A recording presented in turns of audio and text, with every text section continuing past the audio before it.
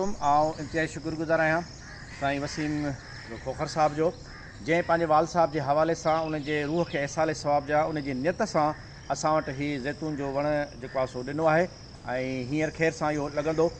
ऐं हिकु दफ़ो इहा गुज़ारिश वरी बि दाऊद जे उन सभिनी समाजी माण्हुनि खे, सभिनी उन्हनि दोस्तनि खे जेके वणकाणी सां मोहबत रखनि था, जेके सावक सां मोहबत रखनि था, जेके गुलनि ॿूटनि वणनि सां मोहबत रखनि था, उन्हनि सभिनी जे लाइ हीउ मैसेज छॾणु चाहियां थो। अवां पंहिंजे वॾनि जे नियत हिते वणु हणो, उनजी सार संभाल करणु असांजो फ़र्ज़ु आहे। मोहरम जे हवाले सां असां पहिरीं हिकिड़ो मैसेज छॾियोसीं, जंहिंमें काफ़ी सारनि दोस्तनि असां सां तावन कयो, असांखे वण ॾिना आहिनि। दादू कॉलेज जे अंदरि ऑलरेडी जेको आहे सो बाग़ लॻल आहे, जंहिंमें तूत जा वण आहिनि, लीमे जा वण आहिनि, माल्टे जा वण आहिनि, ज़ैतून जा वण आहिनि ऐं ॾाढ़ूं जा वण आहिनि।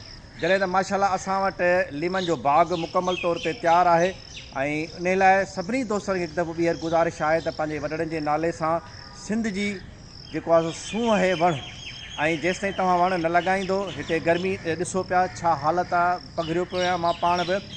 सिंध जी जेकी मौसमियाती तब्दीली आहे, जेकी गदलाण आहे, उनखे ख़तमु करण लाइ हिननि वणनि जो जेको आहे सो लॻाइणु ज़रूरी आहे।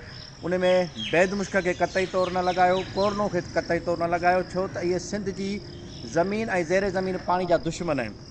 कोरनो ऐं बैदि मुश्क, महिरबानी कयो इहे ॿ वण बिल्कुलु बि न लॻायो। ऐं उहे माहौल दोस्त जीअं निम आहे, जेको आहे पिपर जो वणु आहे, असांजे पोयां आहे टाली आहे, आसरे आहे, ज़ैतून जो वणु आहे, लीमो माल्टो जेके बि फलदार ॿूटा आहिनि उहे हणो, उहे तमामु जेको आहे फ़ाइदेमंद आहिनि।